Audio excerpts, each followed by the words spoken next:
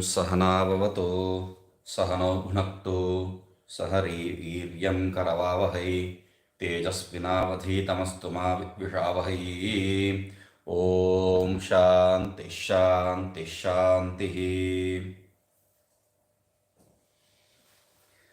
So yesterday we were seeing Punarapi Jananam, Punarapi Maranam, Punarapi Janani Jathare Shayanam, Iha Samsare Bahudustare Kripaya Pare Pahi Murare. This samsara is a very sorrowful thing. So please, O Murari, O slayer of the demon Mura, please protect me and please help me to cross over the samsara, because I am into this. What is the samsara? Birth and death is samsara. So that is why he says Punarapi Jananam, Punarapi Maranam. I am born again and I die again and I again enter the womb. And okay, this travel, if it is a pleasurable experience, it's okay. Why should we complain? If it's a pleasurable experience, it's okay. But at every junction, there is a problem. Like I was just discussing, until you enter Bulgaria, there is no issue with your speeds. The moment you enter Bulgaria, 50 kilometer speed, pim, pim, pim, pim, pim, pim, there is a police there. 100 kilometer speed, there is a police there. So, I think there are more police than the people out here. That many police. So, the thing is, if it is a pleasurable trip, then it is okay. But if it is this way, meaning you are controlled, you are, made to pay for whatever karmas you did. I'm not talking about the police. Police are there doing their job anyway. Whatever the job. So I think it's common everywhere with respect to that. So the thing is, it is not painful. That is why he is bringing Punarapi Janani Jatre Shayanam, in the womb. And with respect to that, there are hundreds of shlokas in different places, especially Sureshwaracharya Bhagavan. This is written by Dhrida Bhakti. Sureshwaracharya Bhagavan, in his Taitriya Vartika, goes on to explain what kind of troubles we undergo in the womb. Everyone feels that they are very secure because it was said in the previous shloka, we go on the fetal position because the psychological, the fraud, he will come and say, oh, that is not this, it is because of that and all that. So whatever be the Freudian theory or whatever, the truth is that is not a pleasurable experience. The science says that water which holds the baby is the most purest water. It's most distilled water. But Shastra says there are small viruses kind of things which are, I cannot call virus, I cannot call bacteria, some jiva which have teeth like an axe, and it will bite the child in the womb. Oh, thinking about it, how terrible it is. So, and not just that, you are surrounded by the urine and the feces, not just of your mother, of your own. See, after a point, this baby starts eating food. So, if it starts eating the food, even through the umbilical cord, so it is going to crap it there. So that urination, whatever is doing, it's all in that. So it is not a pleasurable experience, even if it is like, see, when we were kids, it's a common thing. Everyone used to play with their own urine. Every kid. So nowadays they have this diaper, this and all. When we were kids, that was not the common thing. So think as a, after a point, we don't do that.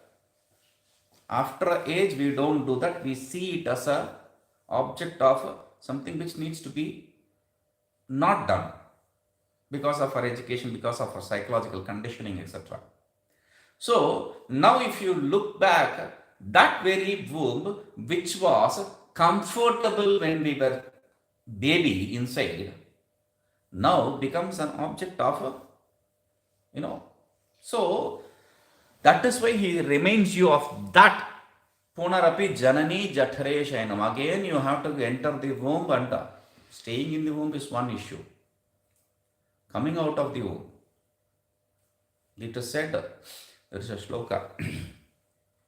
Vidvaneva Vijanati Vidvajjana Parishrama Naivandhya Janati Gurvim Prasava Vedana.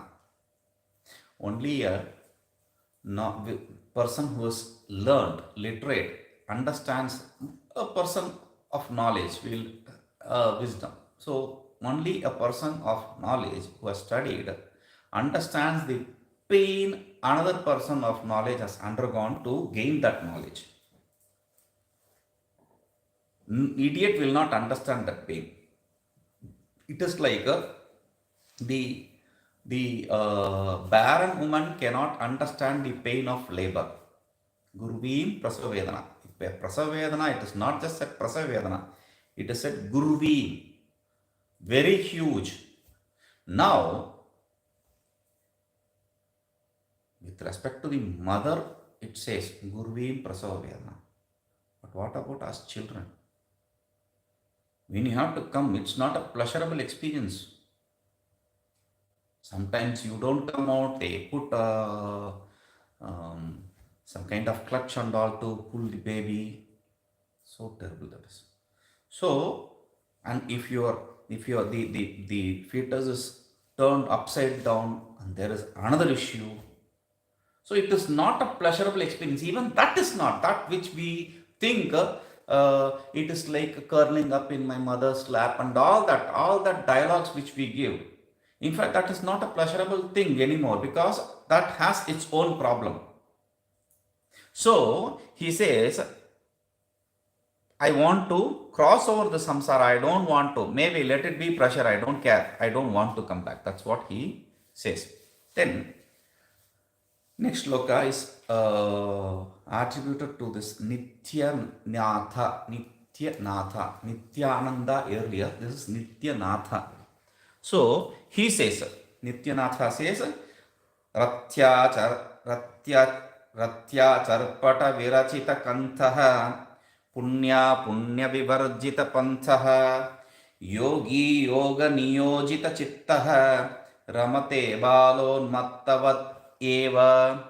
So earlier in the shloka 19, Nityananda, probably they are both the same, because both the shlokas have the same kind of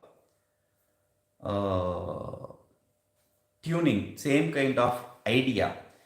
Earlier in the 19th shloka, he says, Yogarataha Bhogaratava, whether he is involved in yoga or he is involved in enjoyment, he is associated with people or disassociated with people.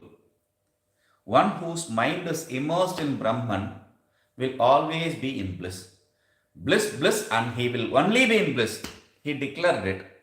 Now, probably the same Acharya here, he says, Ratya, Charpata Virachita Kantha, Ratya, with joy, Rati, with involvement. What is he doing? Charpata Virachita Kantha.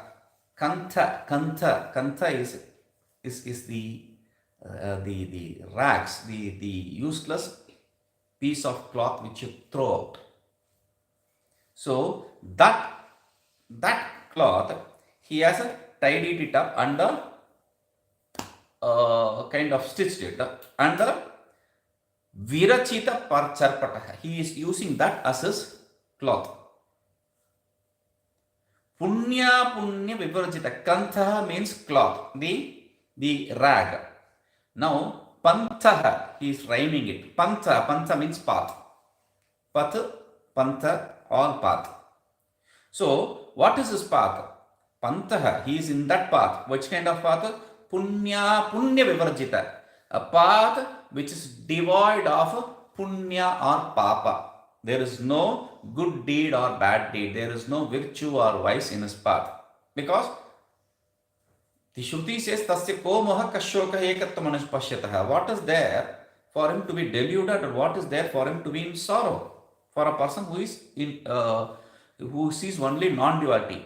This is one thing which Shruti says. The other thing the Shruti says is for a person who understands this truth, this non-dual self, ko vidhi ko nishedaha. What can be there as an injunction and what can there be as a prohibition? So he cannot be prevented from doing something or prodded to do something. Because the Vedas themselves, Vedaha Aveda Bhavanti, the Shruti declares itself, Veda becomes non-Veda for him. Because everything, until the knowledge, Upanishads, Vedas, Guru, God, etc., all these are accepted. Once the knowledge dawns, everything comes into that, the ambit of illusion. So, there is nothing pious there other than the self. So, he says, Punya Vrajita, when that also comes in the ambit of, in the clutch of illusion, even the Vedas, then how can the Vedas says do and don't? There can be no do's and don'ts for him. Only for the ignorant one, the Vedas give injunction and prohibition.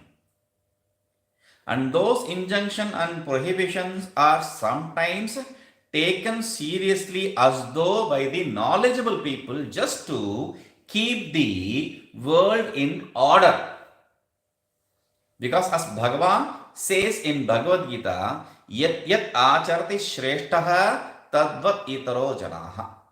Whatever the great men tread, that is what the others follow through. If a great one does not do his karma, the people who follow them, oh, my Guruji didn't do it. Simple, easy. They don't have to do anything. My Guruji didn't do it. Whether they accept for good or not, for all these bad, they take Guruji as the pramana. It is like this. There is a saying in local, like, this fellow wanted to perform a sacrifice. So he invited the Brahmin priest to his house. So he gave a list of whatever needs to be bought and whatever arrangement. He has done everything. He is sitting in front of the pit where he has to perform the fire oblation. Everything is ready and he is waiting. This Yajamana, we call, the sponsor, he asks, why are you waiting? Auspicious time? Oh, that is here and it is about to leave in few minutes. And why are we waiting? What are we waiting for? Perform. He says, no, I cannot perform like this. I need something important here for performing. What? A cat. A cat tied to that pillar. Why do you need that? That is how my father did. The problem was his father tied this cat because this cat is going here and there and trying to lick the ghee which he is using for the fire oblation. So he used to tie a cat every time, even before. Hey, tie the cat to that pillar. So he thought that as an injunction. So people follow everything which the great men do. So for that reason, for making the others perform the injunctions and prohibitions properly, sometimes the liberated one too performs the action. There is no do's and don'ts for the liberated. That is why he says, Punya Vivarjita Pantha. He travels in the path which is devoid of Punya and Apunya. Punya, good deeds. Apunya, not so good deeds, bad deeds. So, who are we talking about? Oh, this is great. Because I was traveling from Tirunelveli to Tiruchendur. In a marketplace, when we were traveling, they showed to me a person in rags, dirty, with matted locks, as we saw earlier, and roaming on the market. They showed to me and said, he is a great realist one. And I see a psychological issue there for him. How do you know that this is how he is being? Just because a person didn't take bath for so many years does not make him realist. Then it means that the pigs are realist better than these fellows, because it's always in the ditch. So, realization does not presuppose your cleanliness or dirtiness. Then it will become like the logic which my late disciple said. He was like, one day. That means he is thinking. So he said, what is happening? I think I got a concomitance. He said, what is your concomitance? See, Ramakrishna Paramahamsa had cancer here on the throat. Yes. Raman Maharshi had cancer in his hand. Yes. So, whoever has cancer is realist. What kind of logic is that? So, this is how people bring in their logic. So, you have to, whom are we talking about? We need to bring this kind of logic here. So, he says, yogi, yoga, niyojita chitta. We are talking about the yogi whose chitta is niyojita, is applied. Applied means is immersed in the yoga. Whose niyoja, yoga, yojana, all these are from the yuja dhatu. Niyojita, yuja. There are two ways to understand the dhatu. That is why in yoga, if you see a book of Yoga Sutra, just see what he has written for the first sutra. Yogaschatta vritti nirodha. That is the first sutra. Yoga. Yoga is union of. Then throw that book immediately and wash your hands with whatever cleaning solution you have. Immediately. If he says union, then that's a wrong interpretation. Yujir, yoge is one dhatu. There is another dhatu which is yujir samadho. And there he is talking about samadhi. And that is what he is talking about here. Yogi, through the yoga, he has immersed. He has become non-dual with that self. There is no union of self here. Union presupposes duality. There can be no duality here. So this translation, he becomes one with. When one is the only truth, the non-dual is the only truth, how can you become one with something? So he says that yogi whose mind is immersed in that as though, in that self, one who is become that self as though, ramate, he enjoys. Nandati eva. We have to bring in. He definitely enjoys, only enjoys, there is no doubt about it. Like what? So he is given example. Bala unmattavat eva. Balavat unmattavat eva. Balavat means like a child. Unmattavat means like a crazy person. This yogi is categorized in four forms. He can be a bala. He can be like a unmatta. He can be like a liberated one, meaning intelligent, highly intelligent one. So in this way they categorize him. Now here he says Balaha and Unmatta. Unmatta also can mean inebriated. He is in intoxicated state. Unmatta. I was explaining about the Dhatura plant yesterday. Dhatura, if you drink that Dhatura, you become Unmatta, crazy or intoxicated. And that is why that very fruit, the Indian apple, it is referred to as in Tamil Umatta. Unmatta became Umatta. So he can be like a child, can be like a crazy person. That is only the externality. Just because he is playing like a child or he is behaving like a crazy person does not change their establishment in knowledge. That is why in Panchadashi, in the first chapter itself, he very clearly states knowledge is non-dual. It is of one form. There is no different forms of knowledge. His knowledge is special. This person's knowledge is inferior. His knowledge is superior. There is no change in the knowledge. So we have to remember that Balaha, if he behaves like a child, that does not make him any less liberated. If he behaves like a crazy person, that does not make him any less liberated. He is of the same state. Because of the prarabdha, sometimes because of prarabdha, or sometimes because of their own will, they decide to be like that. Like Jada Bharata. In the first birth, he was so attached to this deer.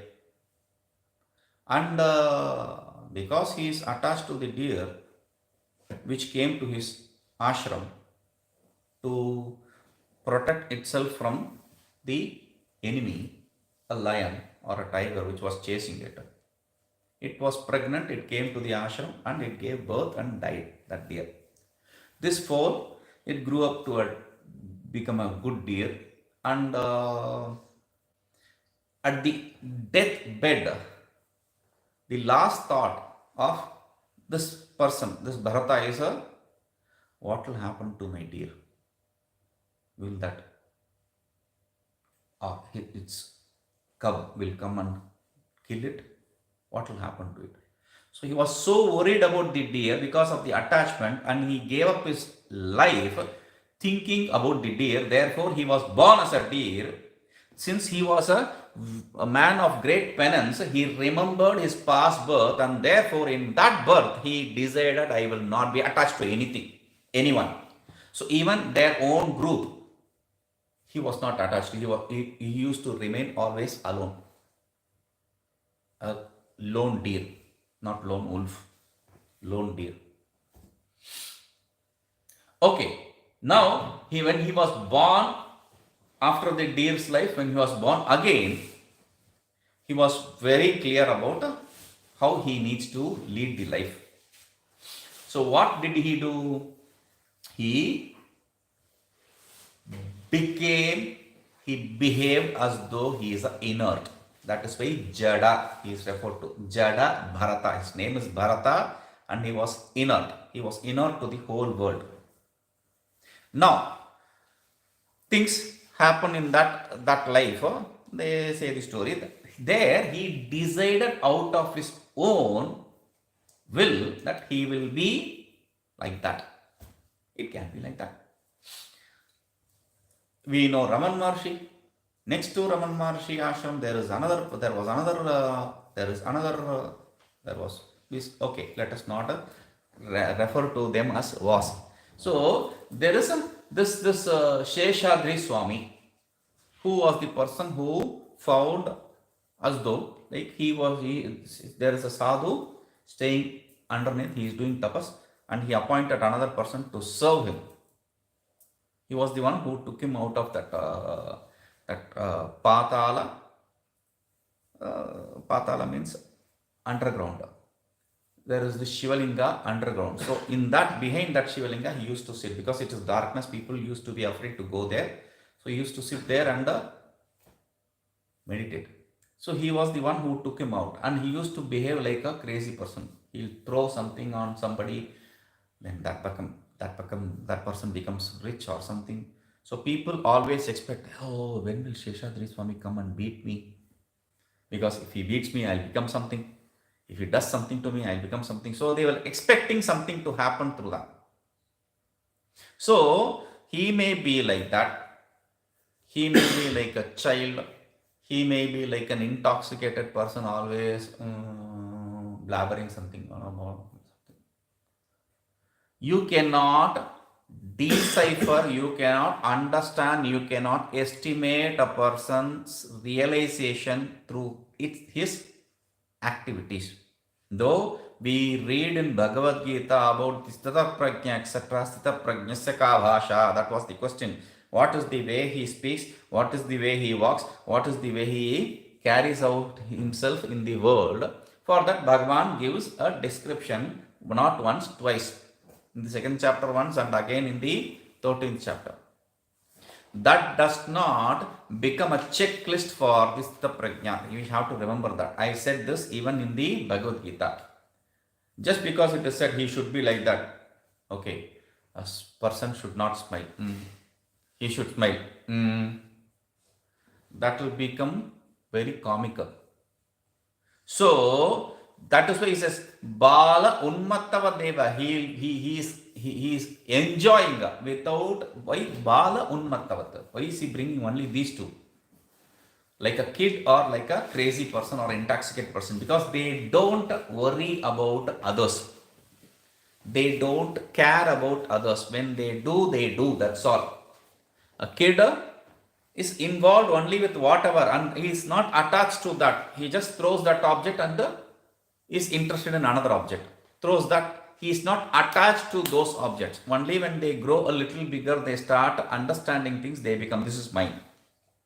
They start having this idea of me and mine. And person who is inebriated, who is intoxicated, he does not know what and where. He does not care about. That is why they say a person who is intoxicated speaks truth. Because he does not know what he is speaking.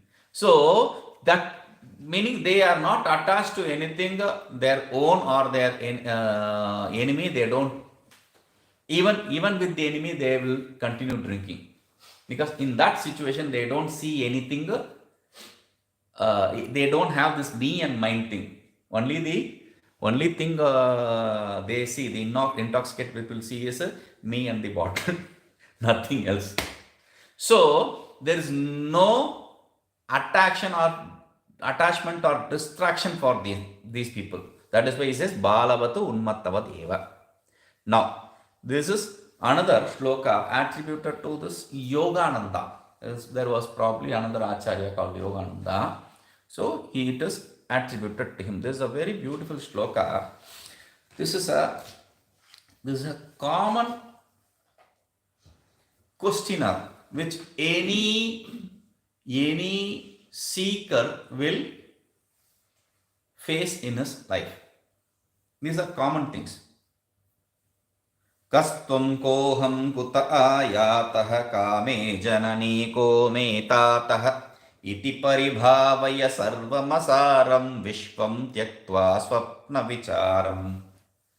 Kastvam, kahatvam, kaha aham, kutah ayatah, kame janani, kaha me tatah, iti paribhavaya sarvam asaram vishvam tyaktva swapna vicharam. Kahatvam, ko aham. Very clearly he says ko aham.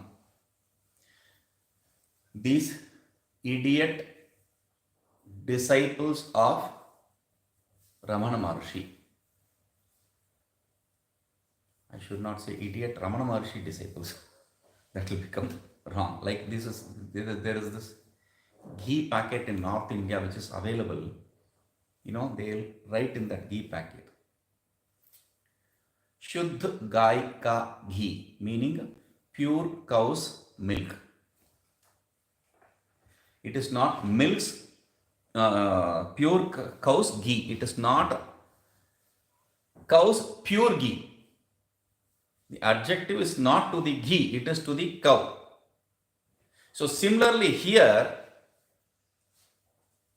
idiot, disciples of Ramana Maharshi, we have to say. Otherwise there will be confusion. So what they think is Ramana Maharshi found a path of Koham. It is not said anywhere. There can be no stupidity to any bhakta. And this is sure in any devotion. Now here he says, Ko aham, very clearly. Any seeker goes through these questions. Even if it is not a seeker, this people will be, you know who I am? You know who am I? If you don't know, then you have a problem, not me. So, Kastvam, who are you? Ko aham, who am I? Kaha ayataha, where did we come from? This is the basic question which any seeker will face. And that is how we start this path. Why are we here?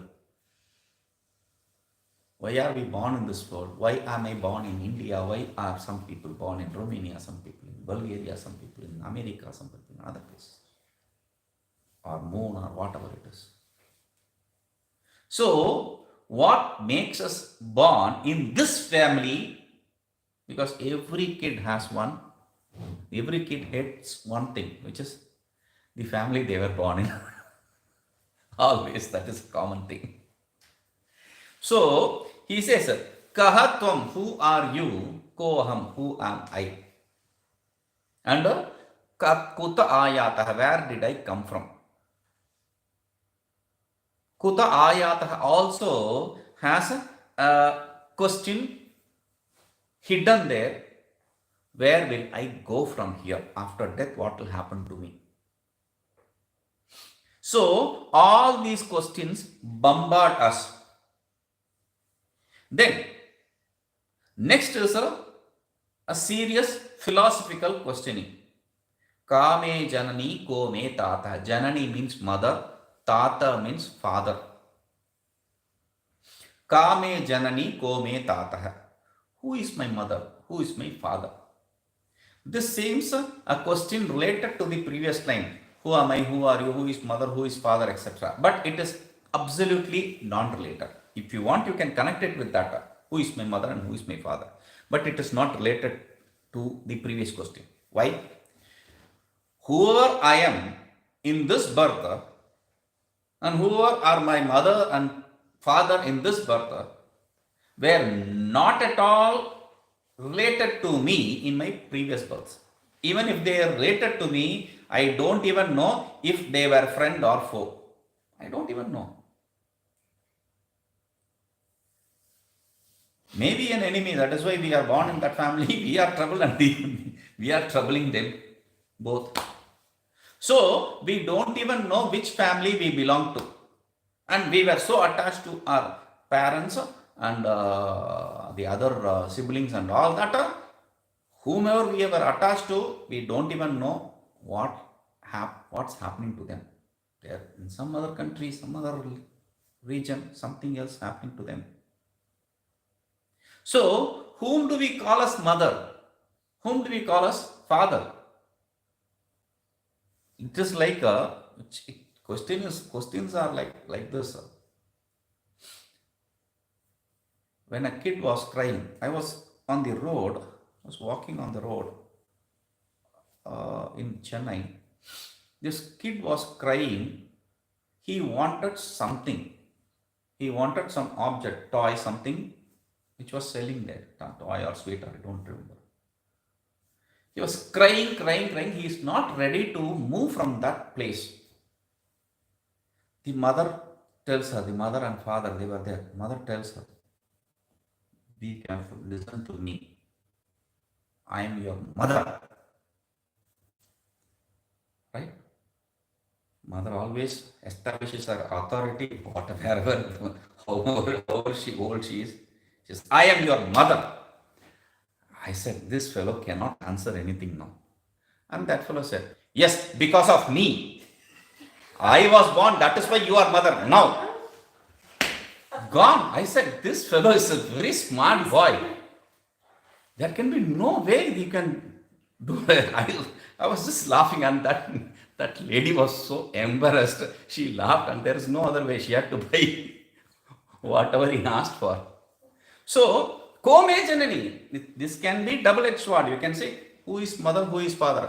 Who are you? When I am asking who you are, then mother, who is mother? Father, who is father? It can be a common question, but it can also be a philosophical question in terms of the past mothers, past fathers, past wives, past husbands, etc. It's a very complicated thing.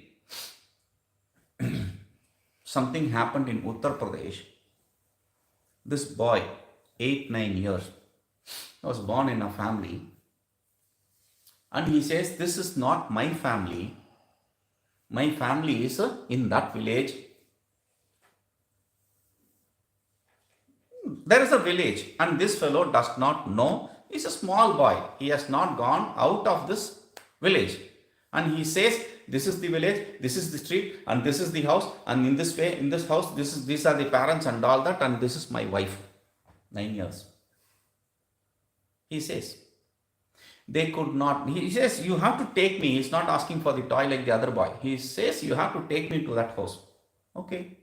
Now, if this fellow is so strict, saying, okay, let us go and see. Once for all, it will be clear. There is no house like that. Are you okay? Come, let's go. Fine. So they took him to that village, that street. That street exists. Oh, there are some streets which are very common. Like I see Dan, Maria, Adrian, etc. They are very common names here. So, like that, if I say Dan Street, there should be a Dan Street somewhere or other. In India, particular leaders, Gandhi Street, if you say, Gandhi Street will be in every village. Every village. Therefore, something like that. No, he's referring to a special road. They go to that house. He says, call that woman. He comes.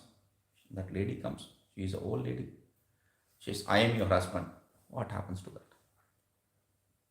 He is explaining what happened, how he was killed by his own brothers, and police action, etc. are taken.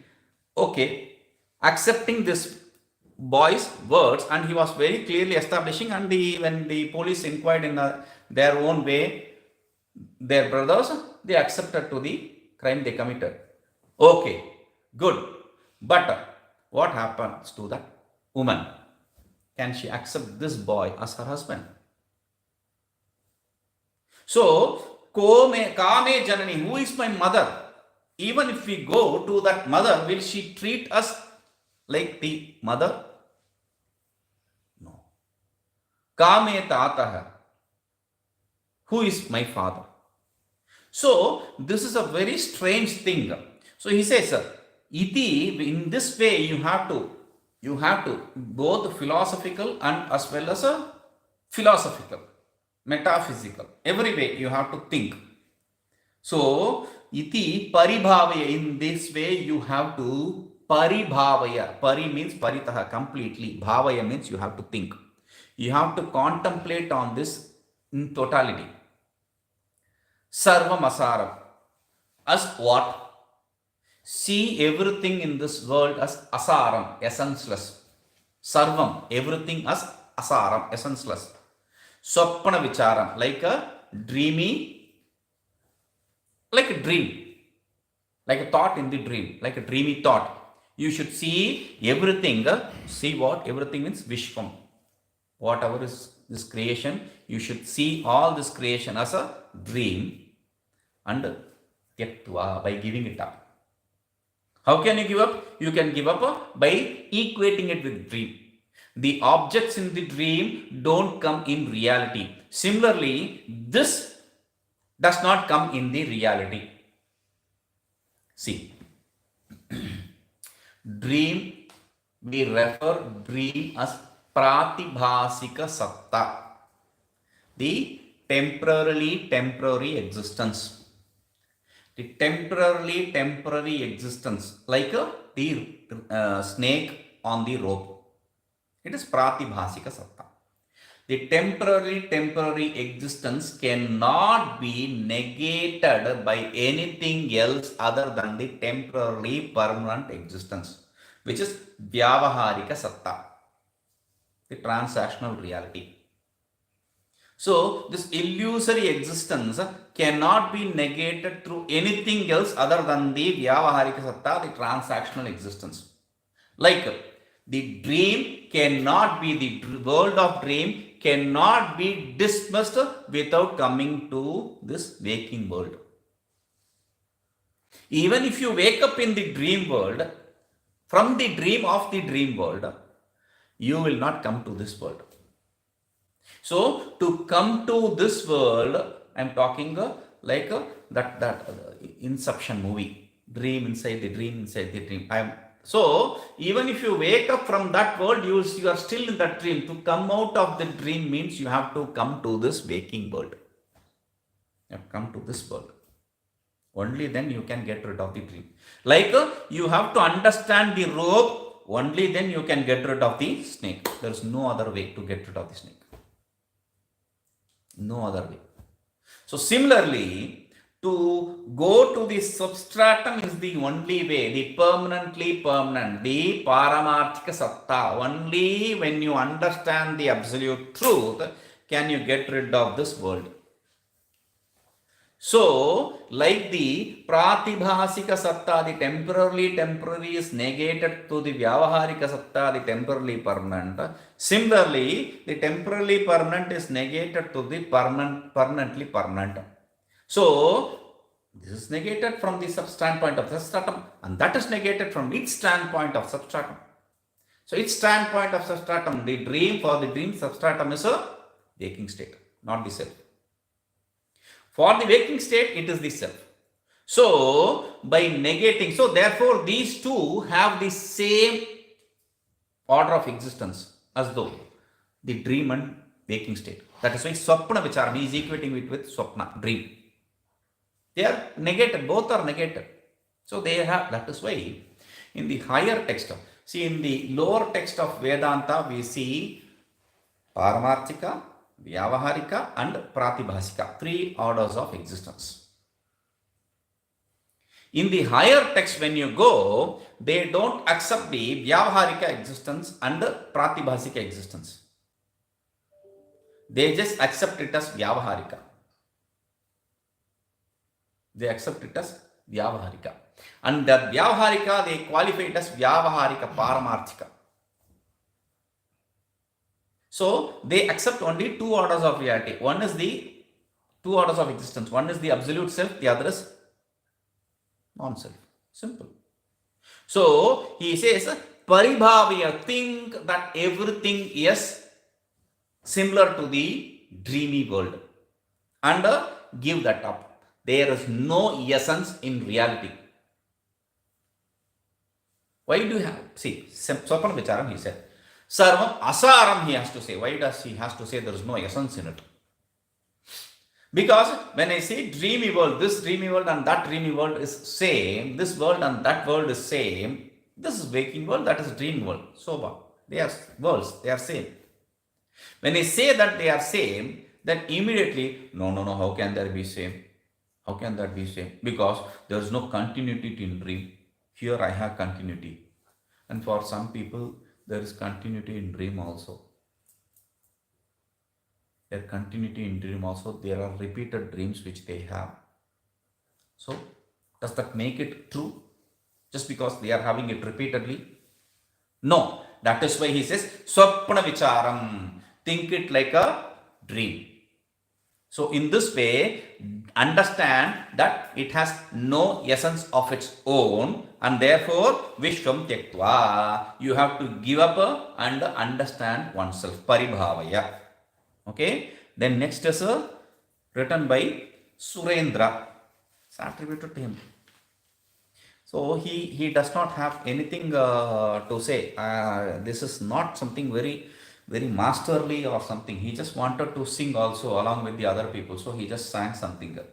So he says, Tvai mai chanyatreko Vishnuh व्यर्थं कुप्यसि मयि असहिष्णुः भवसमचित्तः सर्वत्र त्वं वाञ्छस्य चिराद्यदि विष्णुत्वम् त्वयि मयि च अन्यत्र च एको विष्णुः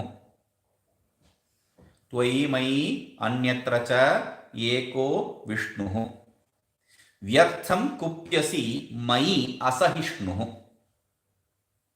भव समचित्तः सर्वत्रत्वं वाञ्छसि अचिरात् यदि विष्णुत्वम् त्वयि मयि च अन्यत्र च in me, in you. Probably while walking, they are singing and walking.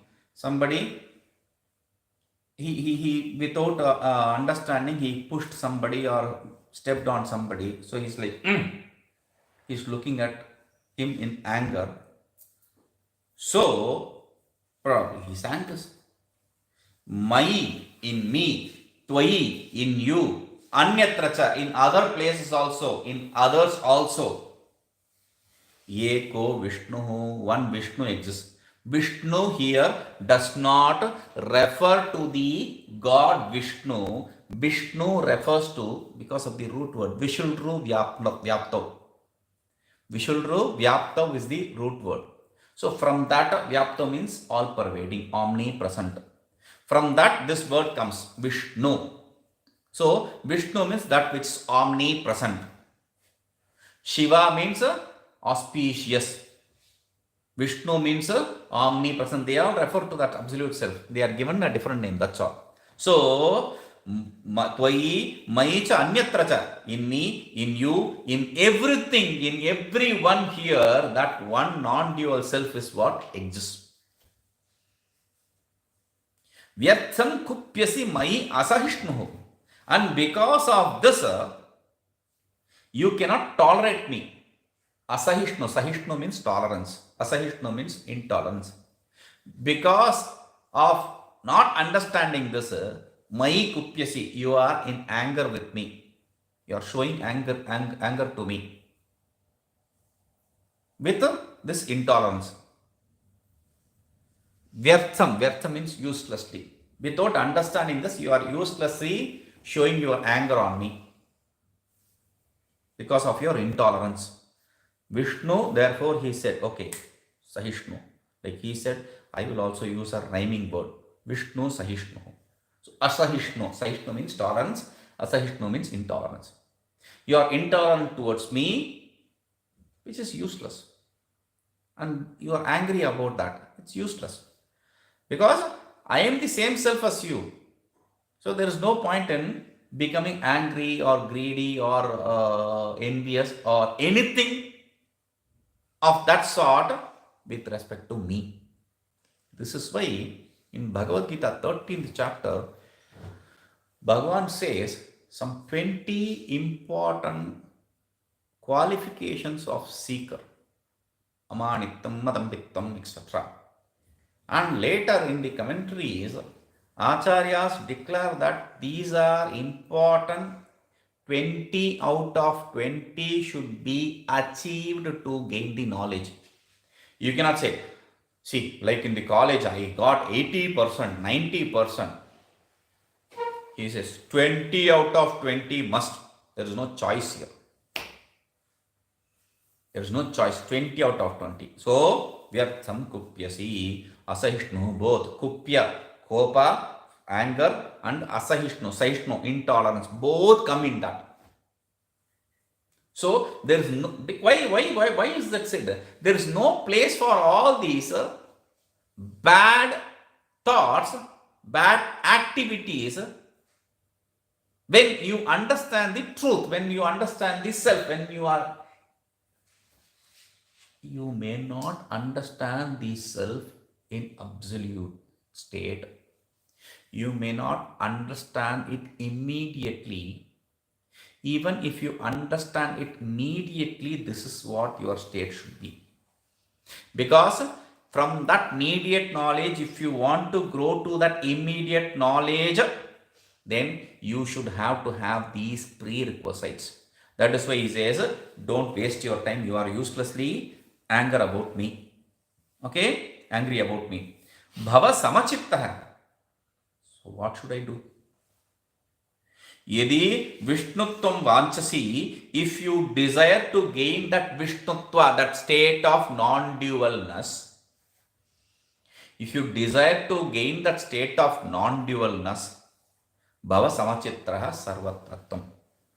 Have equanimity, samachittaha, have equanimity of mind, sarvatratvam, in all places. Bhava samachittattvam sarvatra. Have equanimity in all places. Exactly this is what Bhagavan said in Bhagavad Gita also. You should have to have this samabhava. You have to have this equanimity. Then this is, next one is attributed to some Medha Tithira. Medha Tithira. Before this, many of these names we have not even heard. Shatro mitre putre bandho ma kuru yatnam vigraha sandho sarvasminnapi pashyatmanam sarvottruja bhedajnanam. So he is continuing with whatever the other Acharya, what is his name, Surendra, he said. The Medha Tithira is continuing with that. Shatru. Shatru means enemy. Mitre, with respect to the enemy, Shatru. Mitre, with respect to the friends. Putre, with respect to your son, children. Bandho, with respect to your friends and relatives. Ma kuru yattam vigraha sandho. Ma kuru yattam, don't put effort for what? Vigraha sandho. To vigraha sandho, to have attachment, to gain their love, to gain their respect. Don't put any effort. This is not that, okay, I won't put any effort. You are my son, I don't care. That is not how it is. That is not how it should be done. Here, the attachment to the ideas are what is said, not to the actions. You should not be attached to the actions or ideas, not the action itself. You should perform those actions. This is why it is not easy for grahasthas. But still, we cannot give it up, because that is as we started the whole thing. This whole trip with the lecture. It is our birthright. Liberation is our birthright. We cannot give up.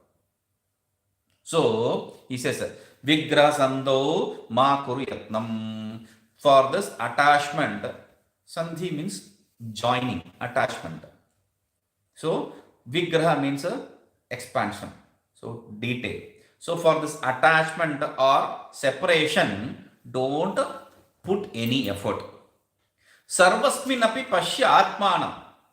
Then should I just be reluctant and unattached, careless about things? No. He says, Sarvasminapi pashya atmanam, in everything see the self. When you see the self in everything and everyone, when you don't see, like as said in the earlier shloka, when you don't see anyone to be different from you, how can there be enmity? How can there be envy? How can there be ego? All these ideas.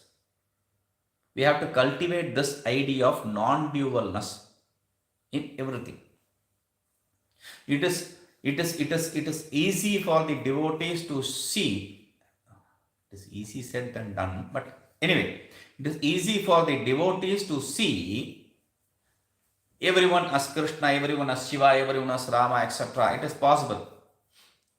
But even there, what happens is, Shiva devotees are Shiva.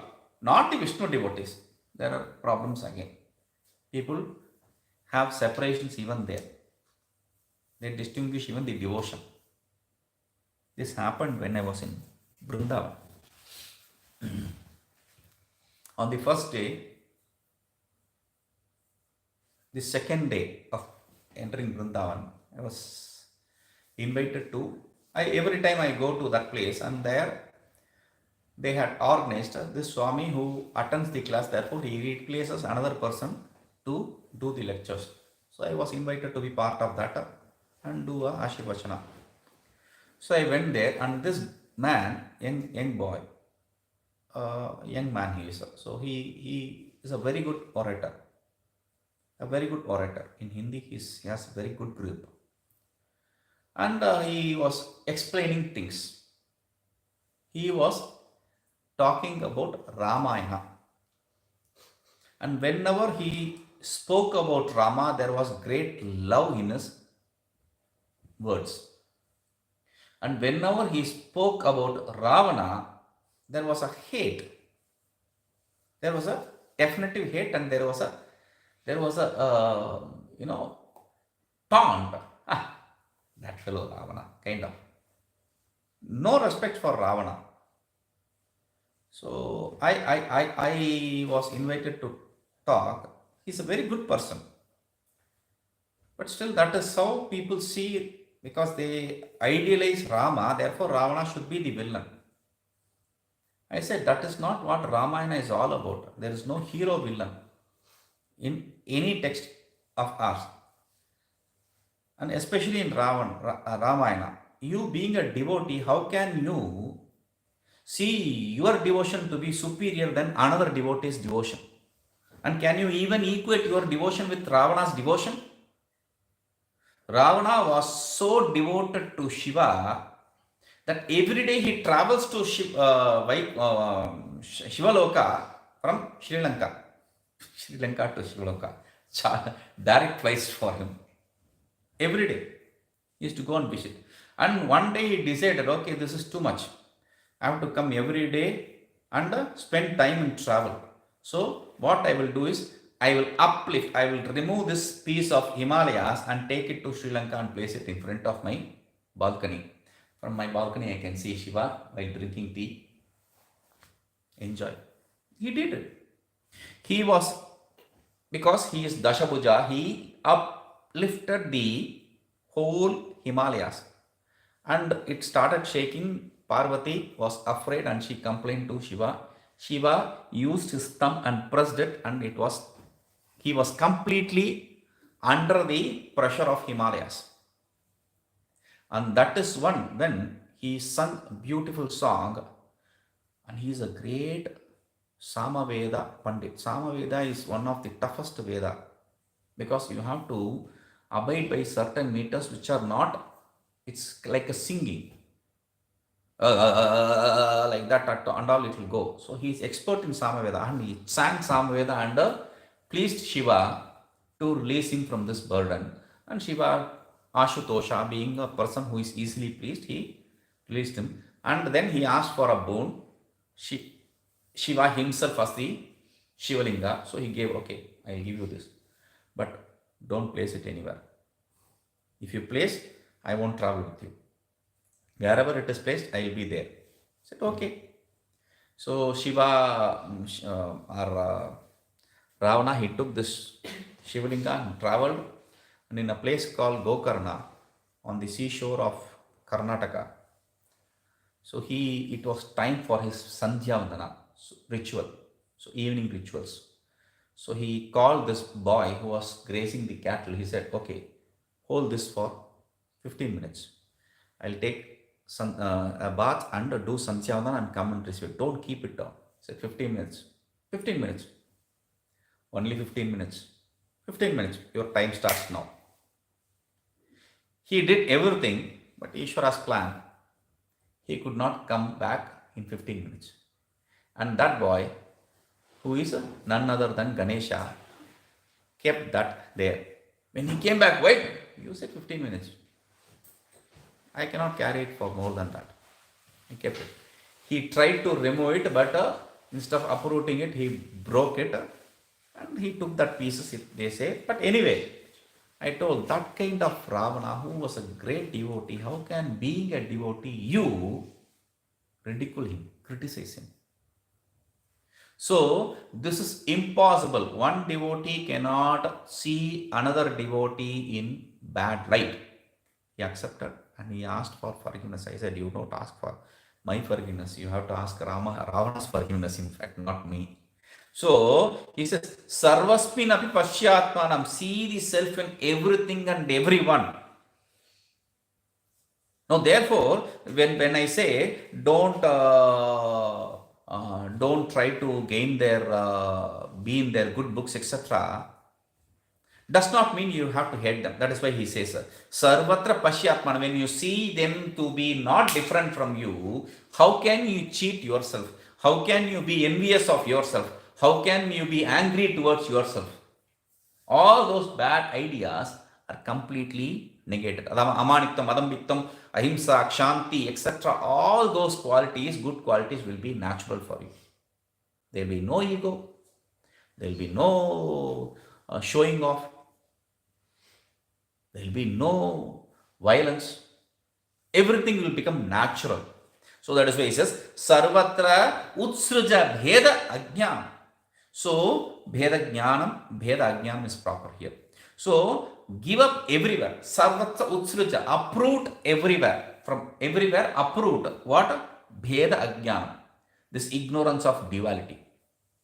Utsruja, pull it up, uproot it, remove it completely.